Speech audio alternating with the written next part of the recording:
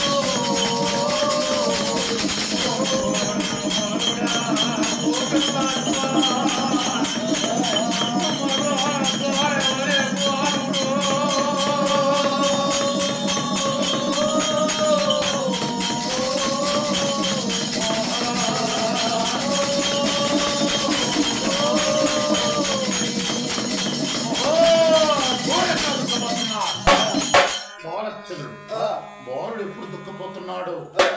వాళ్ళు చిన్నతనం నుంచి పెంచుతున్నాడు ఒక రాజహంస. దానికి పూటకు 30 కొబ్బరి మంచి బెల్లం పెట్టి పెంచుతున్నాడు.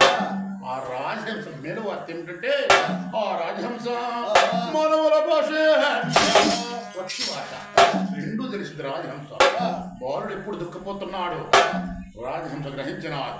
రెక్కలు పెడబెడ కొట్టుకున్నాడు. బాలుడు తోడంప కొడుతడిపోయి వాలినాడు.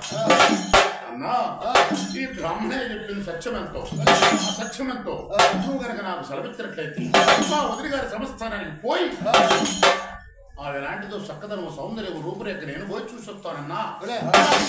బాలుడు అన్నాడు. అలాగే పోయారా తమ్ముడు అన్నాడు. బాలుడు దగ్గర సెలవు తీసుకున్నది రాజహంస.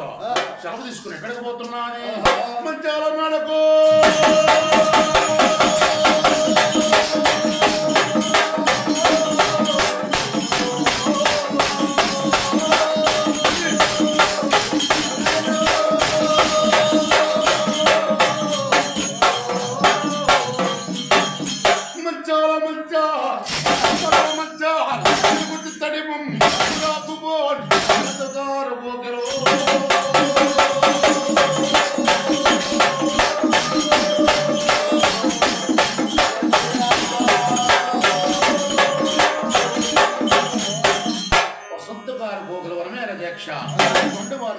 పాలపట్టా 7 మేడల మీద పచ్చబద్దలమాలు, పచ్చబద్దలమాల బంగారమాలు, బంగారమాల పాలగచ్చమాలు, పాలగచ్చమాల ధారమాలు, ధారమాలులో ముంగోరు పట్టమంతంగా అరుచుకొని చలదూది పడపోలే గంగా రెక్కలే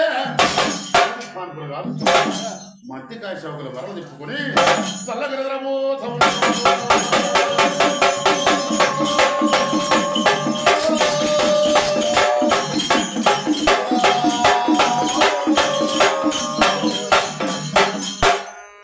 మెల్లగా నిద్రపోతున్నది మగ మాంచాల నిద్రపోయే మగ మాంచాల పట్టి మంచంపై వాలినాది రాజహంస రాజహంస వాలి తన ముక్కుతో చిలుకు దుప్పటి పైవార పక్కకు తీసిన మగ మాంచన ముఖం చూసిన ఎలా ఉన్నది రాజహంసకు చిత్త స్వాతి అనురాధ జ్యేష్ఠ కార్తెల్లో మెరుపులు ఎలా మెరుస్తాయో ఆ విధంగా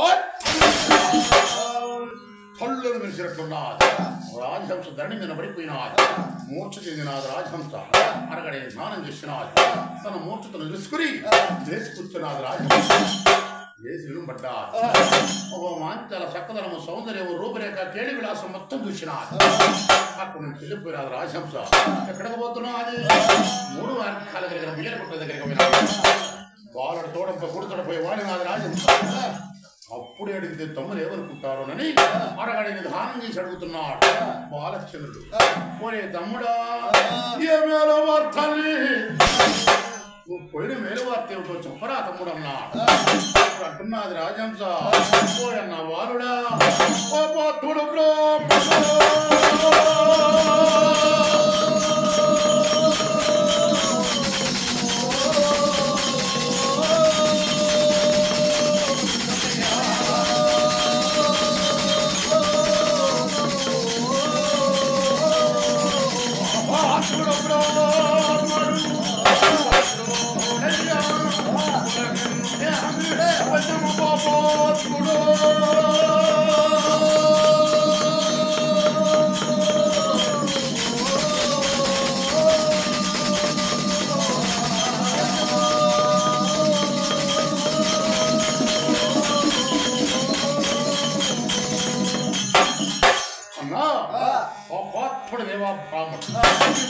ఆయుధాన్ని తీసుకుని ఎందుకురా తమ్ముడు అన్నా ఒక మాంచాల లాంటిదంటే ఓ బాలచంద్ర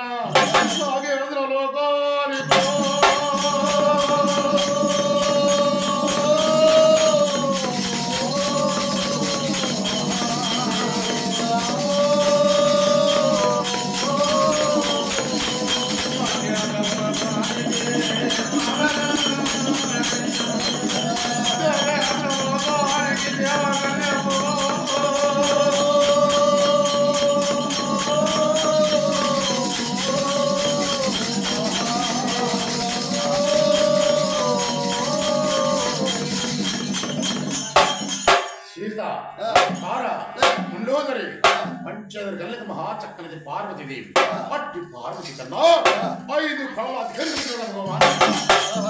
అట్టి మంచాలను పాత్రుడు బ్రాహ్మణుడు కులద్రోహుడు బ్రాహ్మణుడు కులకన్నుడు బ్రాహ్మణుడు సోని కడుపు మంచాల తప్పు చెవులు మంచాల పిడిపుట్ల మంచాల చుట్టుల మంచాల కాటిలో పోతాం శక్తి పంటి పండి సదన పరుగునారన్నాడు మానవ కాంత కాదు బ్రాహ్మణ పట్టుకుని ఓడికి ఖండించమన్నా వాటి మాటలకి బాలచంద్రుడు పైకి లేచాడు ఆయుధం తీసుకున్నాడు బ్రాహ్మణ